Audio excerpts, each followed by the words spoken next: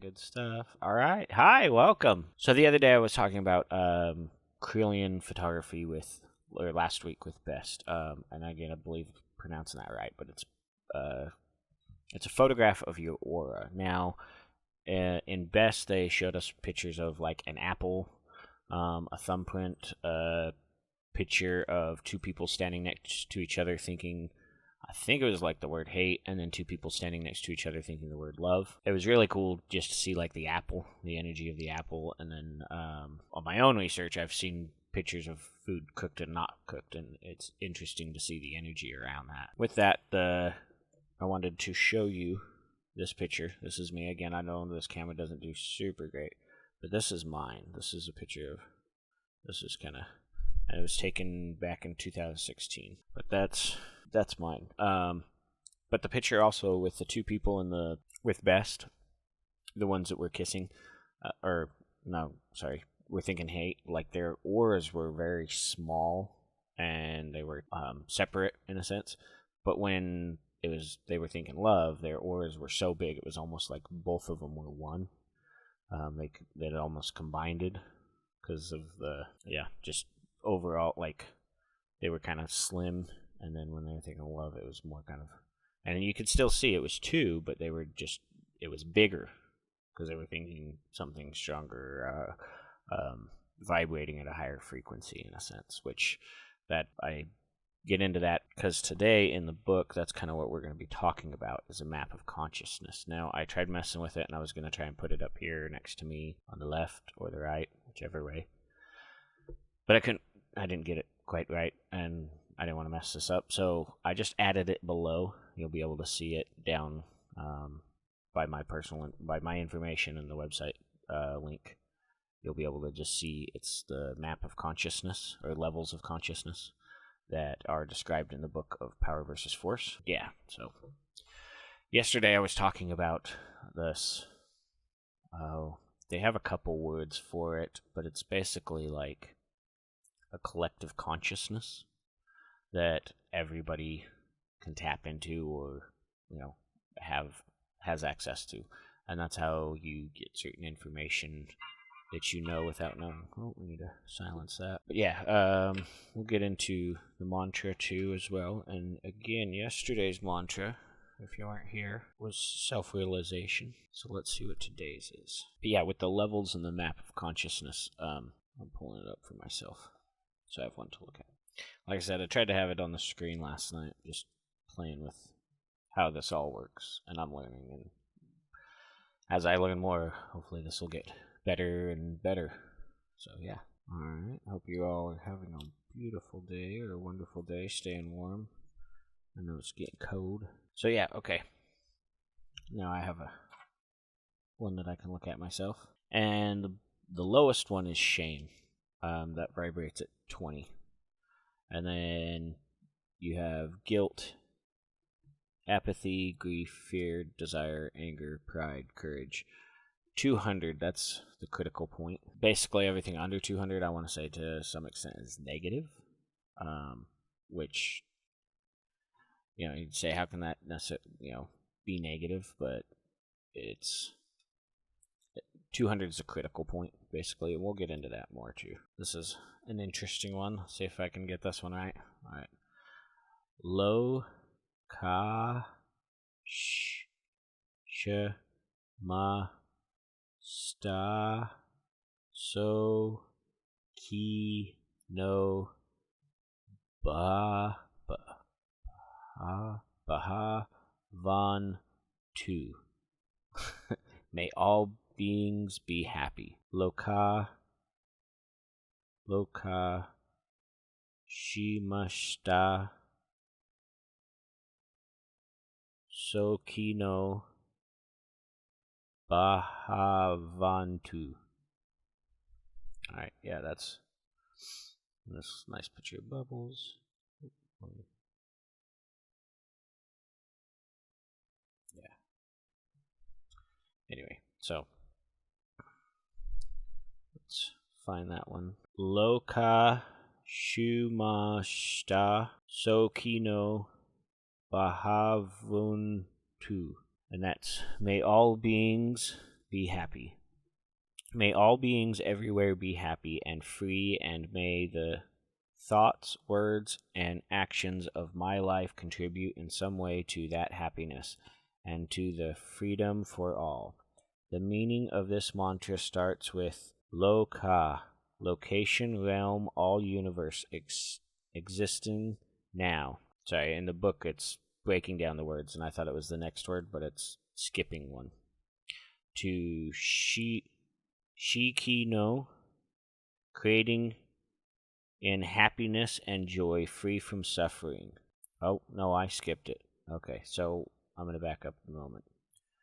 The meaning of this mantra starts with Loka, location, realm, all universe, existing now. Shama-sta, all beings sharing that same location. So-ki no, creating in happiness and joy, free from suffering. Bhavantu, bhava, the divine mood or state of unfettered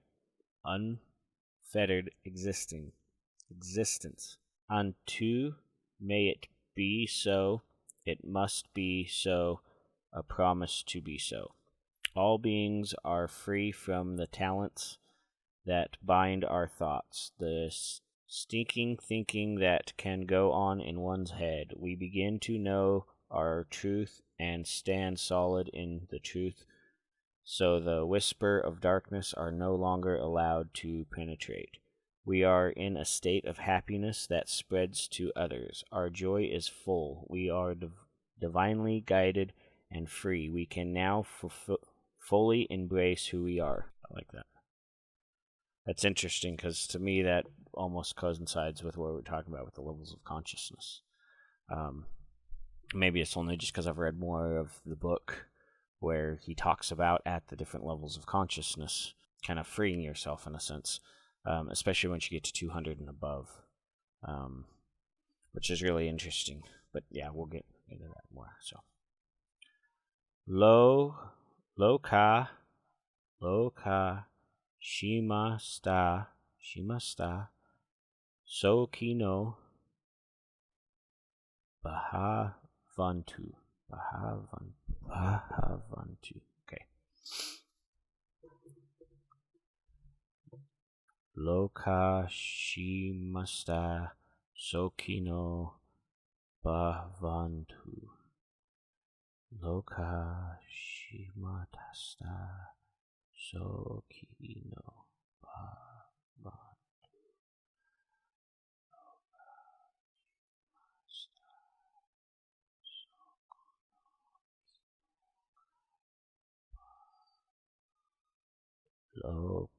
Loki Shama-sta, So-ki no, Bhavantu.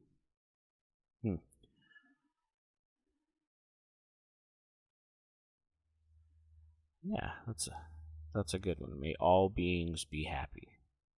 Definitely wish for all beings to be happy. That's interesting. Sorry, I saying this, a couple things come to mind. One, the pursuit of happiness. Not just the movie, which it's a good movie, but it's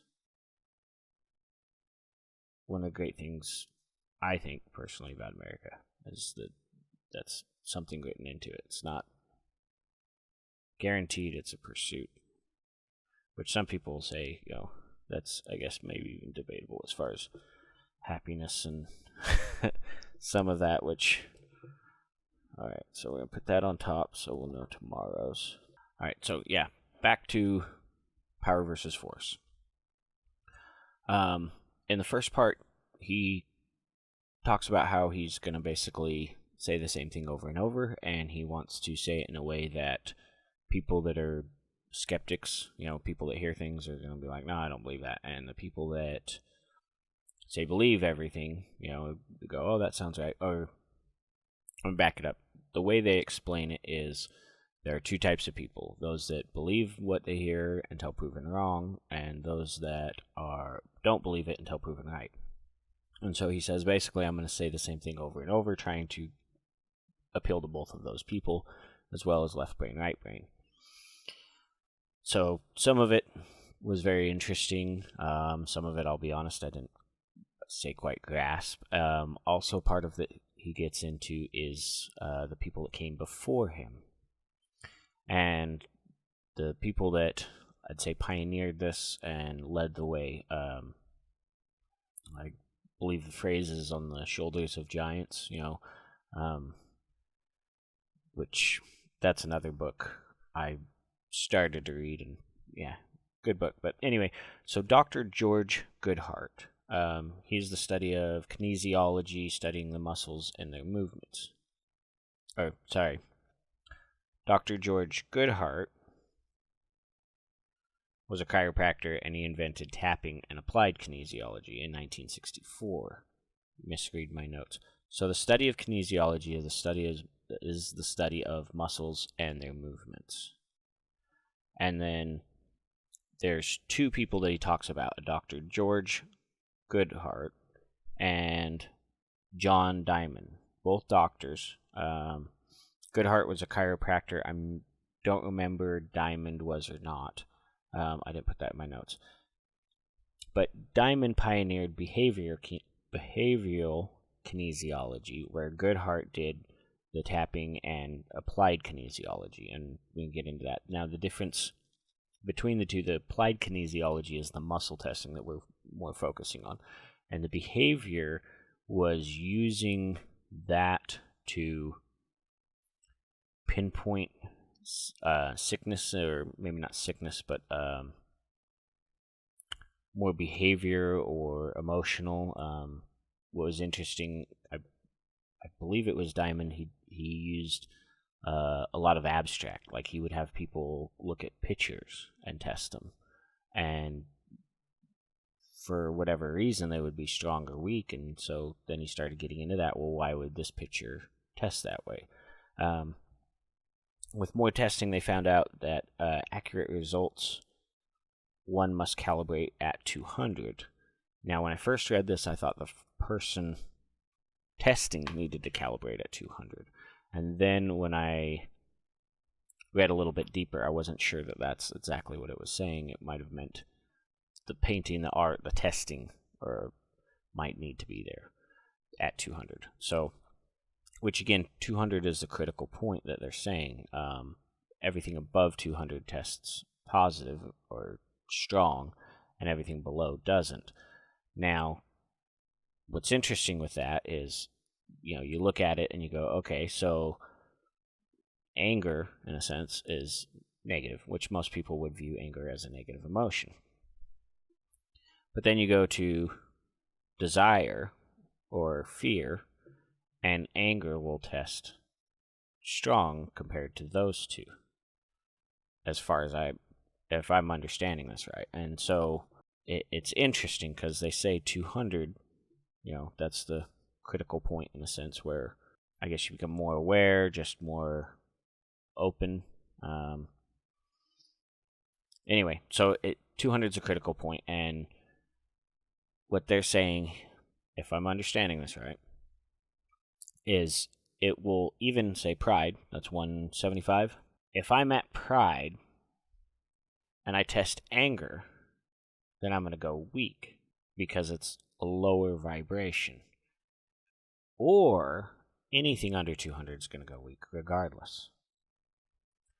I'm not sure. Maybe it's even something in the questioning, because they did get into that. They did say you can get false positives by the way you phrase things, which again, I got into that yesterday with the board game testing and saying, is this a safe move for me? Well, the person was still safe after making that move, but they were out of the game. So it is definitely on the wording. Again, they were saying that they started testing like music, and this is with the music playing. They even tested pictures, different things like that. Now, again, with the false positive feedback, and I derailed a little bit, but from the 200, whether that's saying that you have to be above that, or that's just a critical point, and whatever's above 100 will test positive when you're, say, at 100 or testing things at 100, and anything below that will go weak. Or, regardless, it's at 100, it's going to go weak. I'm not sure. So they get into the testing of pictures, of music, of different things like that, and they say one thing that they found out that was very interesting was even, and let me just get my notes, sorry, I'm reading this right, something as simple as perfume or cologne could end up giving a false negative or false positive. Imagine, you're doing this test, and, you have your synthetic sugar, or even, say, the positive, or natural vitamin C. That's one thing they suggested that they tested in the book. And so you have this, you're holding it up, you're doing the arm test, and you're going weak, but it's not because of the vitamin C, the natural vitamin C that's in there. It's because this person's cologne reminds you of your ex, and you have negative feelings towards your ex, which then lowers your vibrations down and makes you go weak. So they were saying you got to be careful with that. It can also be something as simple as perfume, as simple as the way you word things. Now, I did come across another website that said stay away from applied kinesiology and that it's basically a hoax. Now, when I read further into it, I wanted to kind of get both sides of it. I want to see why they make a website or even have this on there, talking against it. And so I went in and I read it, and most of it was saying that they were using this to diagnose liver or, just cancer in a sense, lung, it was kind of crazy. And I just thought, I would be skeptical of that myself even. Again, it is something as simple as perfume can give you a false negative or a false positive. It's interesting just how, I forget the word, but minute of adjustment. So it's kind of like sailing is what they said in the book. If I'm sailing and I want to go, let's say over here, this picture or something, and I just correct my thing, but I'm just a little bit off. By the time I get there, I'm off. So just a little bit of a correction. I know my hand's all shaking. I'm like, woo, with a bit of correction. Anyway, no, with sailing a ship, just a few degrees off of, northeast, if you're supposed to be going north, is going to put you in a whole nother miles away from where you wanted to be. And so that's the idea with this muscle testing, is little things like perfume can give you different results than what you're looking for. For you to try and diagnose things like that, no, I would probably stick to certain things that we already know. Go get an x-ray or, testing that way. I don't know, maybe you could even do the AO scan and that would tell you. I would at least just double check it. It's not saying that the kinesiology couldn't test for that. But again, that's not something I would ever use it for. But I don't know. It was more just a warning of these people are using it to diagnose, and I thought, okay, I can kind of understand that. I don't know exactly how they were using it to diagnose or what. You always have some naysayers or whatnot. So took it with a grain of salt. I thought it was interesting. But anyway, yeah, just a little variation can lead you way off course. It's interesting stuff. Like I said, and then also with the school of salmon, they were a quarter mile wide from, if I remember right, in that book. So yesterday I was saying that this superconscious that we're all plugged into, even a school of fish have it, and a school of salmon, quarter mile wide, this fish sees a predator and turns, this fish does at the exact same time. I haven't turned the same way, actually. How they do that, it's, again, the superconscious is the way that from what I understand, they believe that they do this. They share this innateness. I would say that I have experienced that myself. I have had a moment of knowing and not knowing how I know that, in a sense. I don't know. I would hope everybody's experienced that. If you haven't, I would just say trust your intuition. I don't want to get too into that. But anyway, so with the power versus force, and we're talking about this scale of consciousness, I was saying something as simple as perfume can throw the results off and give you a false negative or a false positive. So it's little things can vary the testing. Be careful. The biggest thing I would think is wording, how you ask the question, and they do have to be yes or no questions. That is something that gets very specific into. It does this overall intelligence of the body, of the system. It's the biofield, it's the nervous system. From what I understand, they're saying, it's everything. It's the subconscious, it's the superconscious that we're connected to. It's all of that working and playing in one. And so what's interesting is, one, the little variations. So let's say even rock and roll or heavy metal, to some extent, they're saying can test positive for some people and negative for others, which, makes sense. Some things are, more soothing than others. I enjoy classical music. Not everybody does as much as I do, or, vice versa. There's music I don't care for as much and other people do. Anyway, at 400 is roughly 4% in our society. So only 4% of our society vibrates at 400 or calibrates at the level of consciousness of 400. 400 is reason, understanding, meaningful. That's crazy. Well, and even if you go above that to 500, at the level of love, 0.4% ever reach this level. 0.4% ever reach this level. That's 500. That's crazy. Now, again, from what they were saying, I believe most people operate around the pride to anger, to desire, right around those. Don't quote me on it. Maybe look it up, and maybe when this was written, it was off a little bit. I'm not sure, compared to what the study is now. Now there's a bigger population. It might be different. But yeah, it says only 4% in our society is at 400, and only 0.4% ever reach level 500. Say for me, I'm a gamer, so I'm like, hey, time to level up. No, but it's very interesting. Now, there is another part in this book too. It's a little further on, and when I get to it, I'll probably try and share that too. But they talk about going through these different levels, and let's say if you saw a homeless man, and when you're vibrating down towards guilt or shame, then you're not going to think very highly of him. You're going to be like, oh, what a horrible person or junkie, whatever, I don't know. And then when you move up a little bit higher in the consciousness, and again, I don't know the exact number, so I'm just going to say as you move up, let's say we have the red and then the orange and the yellow. When we go up into the orange, then maybe you go, oh, well, maybe he just lost his job and fell on bad times, it sucks to be him. You have a little bit more empathy for him. And then as you move up even more, then you feel more empathy towards him. You go, oh, well, maybe I can help him, till eventually I guess, and from what I understand, you're moving up to, basically, it says enlightenment, where you realize why he's there and the beauty of it.